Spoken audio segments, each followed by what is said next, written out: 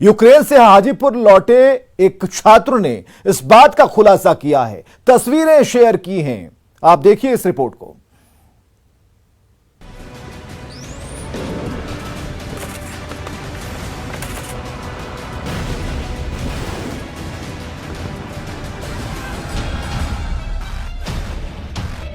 रूस और यूक्रेन के बीच युद्ध जारी है। हथियार आग उगल रहे हैं। हालात बद से बदतर होते जा रहे हैं। तीसरे विश्व युद्ध के बादल दुनिया पर मंडरा रहे हैं। लेकिन इन तमाम हालातों के बीच एक तस्वीर जो निकलकर सामने आई है वो गर्व करने वाली है।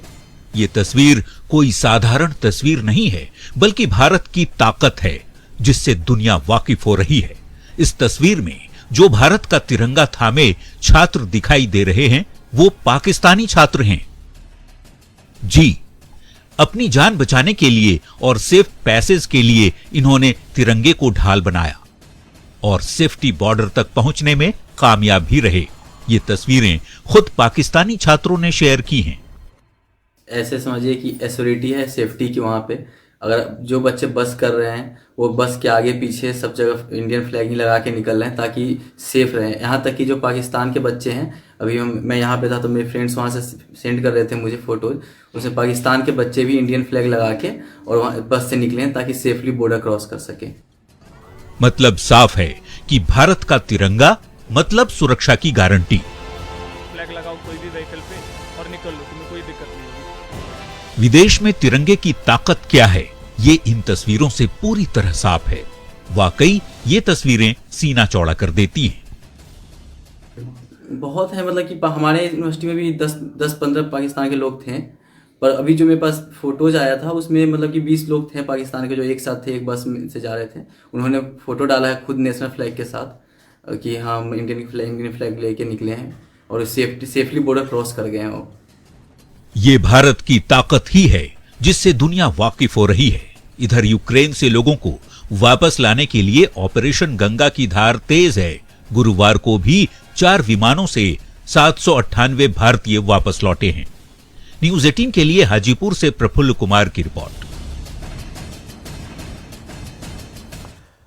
तो यूक्रेन में तिरंगे की ताकत का यह सच हाजीपुर के रहने वाले छात्र अभिषेक ने अपनी आंखों से देखा है। उन्होंने ये भी देखा कि कैसे पाकिस्तानी छात्र अपने वतन का झंडा उठाने की जगह तिरंगे को ढाल बना रहे हैं अपनी जान बचाने के लिए, बॉर्डर पार करने के लिए।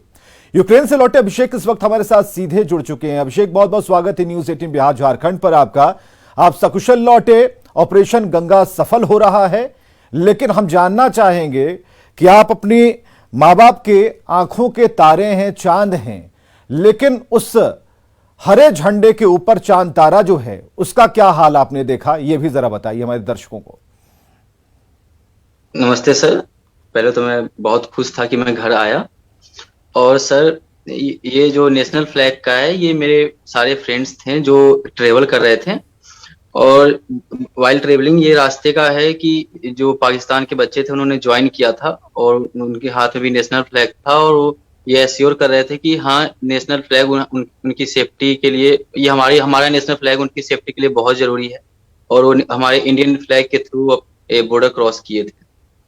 तो क्या इस पर तो फक्र होना चाहिए सभी को, लेकिन ये मजबूरी बन जाती है, खासकर उन्हें भी पता चलता है कि उनके देश ने उनके लिए क्या कर रखा है पूरे विश्व पटल पर। क्या इस बारे में जब आपके पाकिस्तानी दोस्त होंगे या और भी जो लोग वहां पढ़ने के लिए जाते हैं, क्या उनसे कभी इस बात पर राय मशवरा होता है, कभी उनसे बातचीत होती है इस बात को लेकर?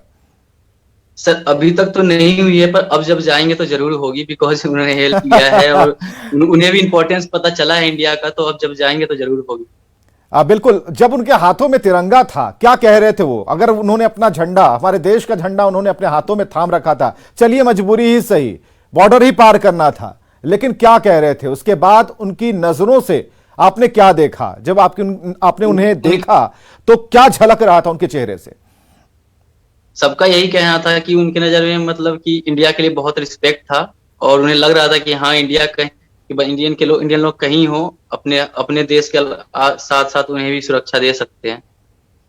तो बिल्कुल एक अलग ही माहौल होगा वहां पर। कितने ऐसे पाकिस्तानी छात्रों को आपने देखा जो इस बात को मानने लगे हैं? और हो सकता है जैसा कि आपने कहा कि दूसरी बार जब आपसे मुलाकात होगी, जब आप यूनिवर्सिटी जाएंगे, वो भी आएंगे, तो इस पर एक लंबी चर्चा होगी, बात होगी, और वो फख्र का, क्योंकि उसे आप अब सुनना चाहते हैं। तो क्या क्या जहन में बातें चल रही हैं इस वक्त आपके?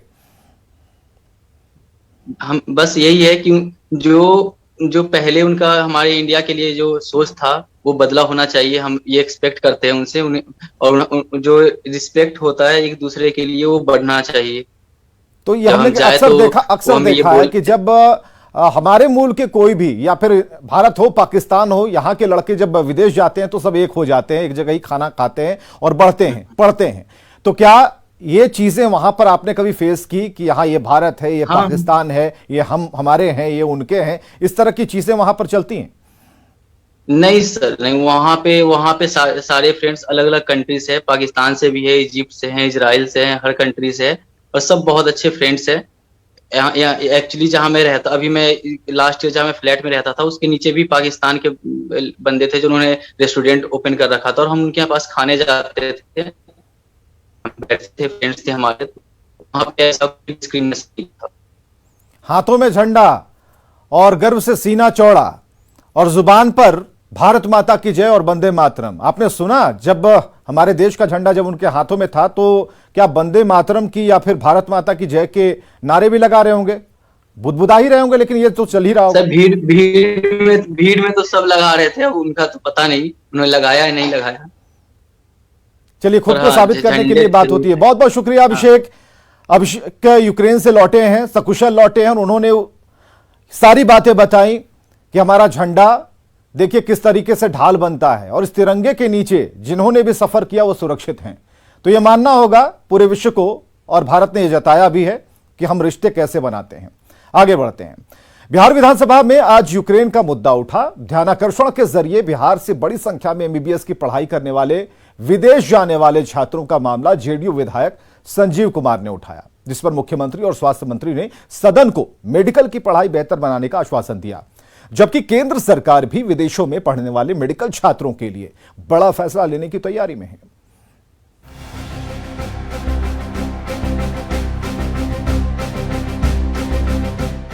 बिहार में सरकारी मेडिकल कॉलेजों की कमी के चलते बिहार के हजारों छात्रों को एमबीबीएस की पढ़ाई के लिए निजी मेडिकल कॉलेजों में नामांकन के लिए लाखों रुपए खर्च कर देश विदेश तक जाना होता है। यूक्रेन इसका ज्वलंत उदाहरण बना हुआ है। आए दिन छात्रों को यूक्रेन से वापस स्वदेश लाया जा रहा है, क्योंकि ज्यादातर छात्र जो यूक्रेन में पढ़ाई कर रहे हैं उनमें से अधिकतर मेडिकल के ही छात्र हैं। ऐसे में यूक्रेन का मुद्दा गुरुवार को बिहार विधानसभा में भी उठा। सत्ताधारी जेडीयू के विधायक डॉक्टर संजीव कुमार ने मामले को ये कहकर उठाया कि बिहार में मेडिकल कॉलेजों की कमी और देश के प्राइवेट मेडिकल कॉलेज की महंगी फीस के चलते छात्रों को मजबूरी में विदेश जाना होता है। ऐसे में सरकार फी कैपिंग कर छात्रों के पलायन को रोके। बिहार के गरीब मेधावी छात्र एमबीबीएस पढ़ाई के लिए इतनी बड़ी रकम नहीं दे पाते, जिनके कारण हजारों आर्थिक रूप से कमजोर छात्र छात्राएं मेडिकल की पढ़ाई से वंचित रह जाते हैं। जबकि यूक्रेन, नेपाल, चीन, फिलीपींस इत्यादि देशों में एमबीबीएस पढ़ाई के नामांकन तथा छात्रावास में प्रत्येक वर्ष मात्र 4 से 5 लाख रुपए की लागत आती है। बिहार के निजी चिकित्सा महाविद्यालयों में एमबीबीएस पढ़ाई के लिए फी कैपिंग करने तथा सरकारी चिकित्सा महाविद्यालयों की संख्या में बढ़ोतरी करने हेतु हम सदन के माध्यम से सरकार का ध्यान आकृष्ट करते हैं। मामला सदन में उठा तो मुख्यमंत्री नीतीश कुमार ने भी आश्वासन दिया कि छात्रों की बेहतरी की कोशिश जरूर की जाएगी। वैसे सीएम ने यूक्रेन को पूर्व सोवियत संघ का हिस्सा बताते हुए वाम दलों पर निशाना भी साधा। जबकि बिहार के स्वास्थ्य मंत्री मंगल पांडे ने भी भरोसा दिया कि फीस कैपिंग को लेकर सरकार कदम उठा रही है। पहले भी जाते थे तो यूक्रेन तो रूस का ही हिस्सा था, तो उस समय तक खाली कम्युनिस्ट पार्टी वाले जाते थे, सीपीआई और सीपीएम के लोग ही बाहर पढ़ने जाते थे। ये बात जरा पुराना बतवा जान लीजिए, क्योंकि हम लोगों को तो बहुत हाल में ये बात जानने को मिला कि इतने लोग बाहर चले जा रहे हैं। तो सचमुच सोचना पड़ेगा कि भाई किसी को, अब पहले तो हम लोग वही जानते थे कि भाई कुछ ही लोग जा रहे थे। अभी अचानक कोई राज्य सरकार का सिर्फ विषय नहीं है, ये तो सबको इसके बारे में सोचना पड़ेगा कि कैसे हमारे बच्चे बच्चियों को बाहर जाने की कोई नौबत ना आए, ये हम लोग जरूर सोचना चाहेंगे, ये जरूर है, ये बात भी मन में रखिए। माननीय सदस्यों की भावना के संबंध में एवं जनहित में शिक्षण शुल्क के उचित निर्धारण हेतु माननीय सर्वोच्च न्यायालय के निर्देशानुसार गठित स्वतंत्र इकाई शिक्षण शुल्क निर्धारण समिति को भी विभाग द्वारा सम्यक विचारण हेतु अवगत करा दिया जाएगा। मेडिकल कॉलेजों में फी कैपिंग सहित कई मुद्दों को सुप्रीम कोर्ट मॉनिटर करता है। सुप्रीम कोर्ट की गठित कमेटी ही छात्रों की फीस तय करती है। निजी मेडिकल कॉलेजों में 50% छात्रों से सरकारी कॉलेजों के बराबर फीस लेने का प्रावधान अगले साल से लागू हो जाएगा, ऐसी उम्मीद है। बिहार में फिलहाल 12 सरकारी मेडिकल कॉलेज संचालित हैं। ऐसे में चिकित्सा की पढ़ाई विदेश में करने वाले छात्रों को परेशानी न हो, इसके लिए केंद्र सरकार बड़ी पहल करने जा रही है। दरअसल स्वास्थ्य मंत्रालय की ओर से नेशनल मेडिकल कमीशन को चिट्ठी लिखी गई है, जिसमें केंद्र सरकार FMGL रेगुलेशन एक्ट 2021 में बदलाव करने जा रही है, ऐसा कहा गया है। अब तक विदेशी मेडिकल कॉलेज के छात्रों को भारत से बाहर ट्रेनिंग और इंटर्नशिप करनी होती है, लेकिन फॉरेन मेडिकल ग्रेजुएशन लाइसेंसिएट के नियमों में बदलाव होने से अब बाहर पढ़ रहे छात्रों को फायदा मिलने वाला है। जाहिर तौर पर ऐसे कदम उठाए जाने से विदेशों में पढ़ रहे भारतीय छात्रों को बड़ी राहत मिल सकती है, जिसका फायदा बिहार के छात्रों को भी पहुंचेगा। Bureau report, news 18। बिहार में जमाबंदी वाली जमीन पर अवैध कब्जा करने वालों पर कार्रवाई होगी। अगर 10 मंजिला इमारत होगी तो भी उसे ध्वस्त कर दिया जाएगा। भू राजस्व मंत्री रामसूरत राय ने विधानसभा में ये बातें कही हैं। जमींदोज होती इस इमारत को देखिए, देखिए कैसे ये बुलडोजर इस इमारत का नामो निशान मिटाने में लगा है। तस्वीरें बिहार की नहीं बल्कि यूपी की है। जब से योगी आदित्यनाथ उत्तर प्रदेश के मुख्यमंत्री बने हैं, तब से यूपी में अवैध कब्जे पर बुलडोजर चलना आम बात है। चाहे वो मुख्तार अंसारी जैसे बाहुबली का अवैध निर्माण हो या फिर अतीक अहमद की बहुमंजिली इमारत। बड़ी बात यह है कि अब उत्तर प्रदेश की तरह ही बिहार में भी अवैध कब्जे पर बुलडोजर चलेगा। अवैध कब्जे पर बनी 10 मंजिला इमारत को भी सरकार तोड़ देगी, ये कहा बिहार के भूमि और राजस्व मंत्री रामसूरत राय ने। माननीय अध्यक्ष जी, माननीय सदस्य जी ने जो कहा है कि वो अवैध जमीन पर बना लिया है और मिली भगत से बना लिया है, तो मिली भगत की कोई जानकारी देंगे तो उस पर कार्रवाई की जाएगी। लेकिन मैं आपको ये विश्वास दिलाता हूँ, जिस व्यक्ति ने बनाया है जमाबंदी रद्दीकरण के बाद, चाहे 10 मंजिला मकान हो, उसको बुलडोजर चला दिया जाएगा। दरअसल CPI-M विधायक अजय कुमार ने बिहार विधानसभा में अवैध कब्जे का मुद्दा उठाया था। अजय कुमार ने दलितों की जमीन पर अवैध कब्जे का मामला उठाते हुए कार्रवाई की मांग की, जिसके जवाब में भूमि सुधार मंत्री रामसूरत राय ने कहा कि सरकार जमीनों पर अवैध कब्जे को बर्दाश्त नहीं करेगी, उस पर कब्जा कर बनाए गए मकान को ध्वस्त कर देगी। यानी कि जिन लोगों ने भी सरकारी जमीनों पर अवैध कब्जा कर रखा है, उनके लिए खतरे की घंटी बज चुकी है। न्यूज़ 18 के लिए पटना से शैलेंद्र कुमार की रिपोर्ट।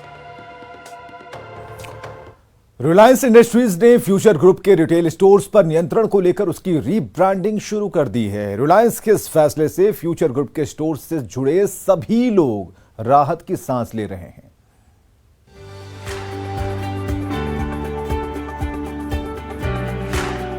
फ्यूचर ग्रुप के रिटेल स्टोर्स को रिलायंस रिटेल लेबल के तहत रीब्रांड किया जा रहा है। रिलायंस के इस कदम का फ्यूचर ग्रुप स्टोर से जुड़े विक्रेता, आपूर्तिकर्ता और कर्मचारियों ने स्वागत किया है और इसे रिलायंस का सकारात्मक कदम बताया है।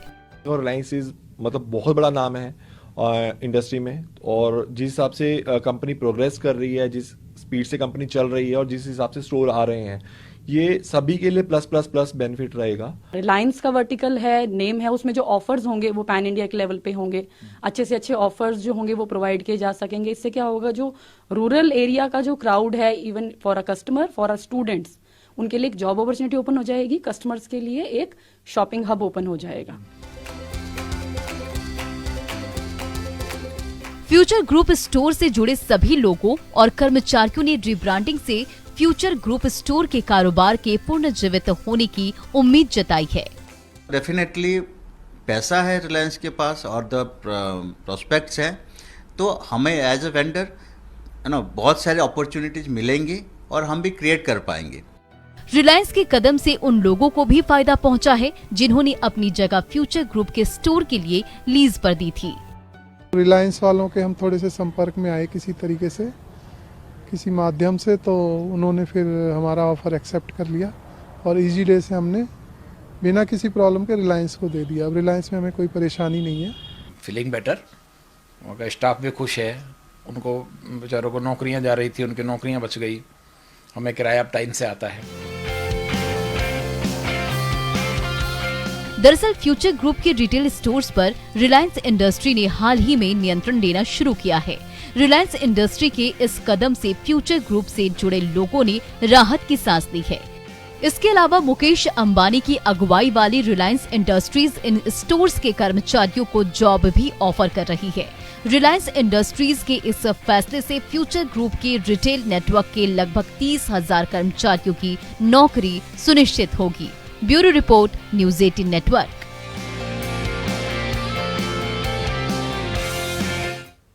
और आप आगे देखिए जोहार झारखंड।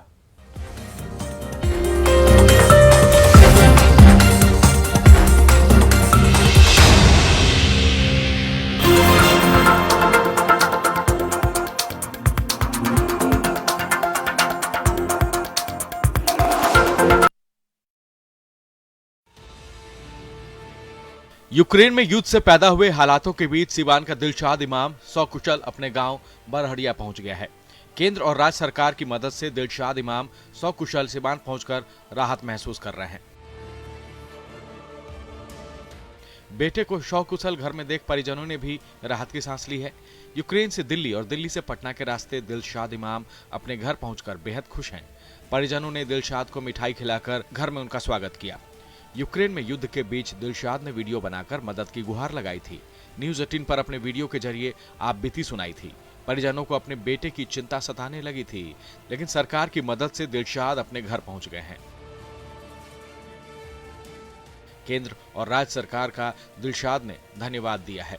परिजनों ने भी ऑपरेशन गंगा की तारीफ की है।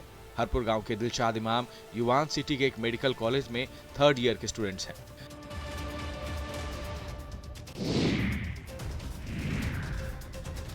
समस्तीपुर के दलसिंह सराय में जमीन विवाद को लेकर खूनी संघर्ष हुआ।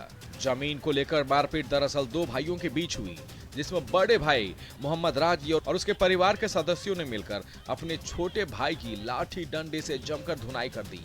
मारपीट के दौरान कई महिलाएं एक साथ मिलकर एक शख्स को लाठी डंडों से पीटते हुए नजर आई। अपने बड़े भाई और उनके घर के महिला सदस्यों से पीट रहा शख्स बार बार भागने की कोशिश करता रहा, लेकिन जमीन के लिए जंग में छोटे भाई पर रहम खाने को बड़ा भाई तैयार नहीं था। जमीन विवाद में 2 पक्षों में हुई मार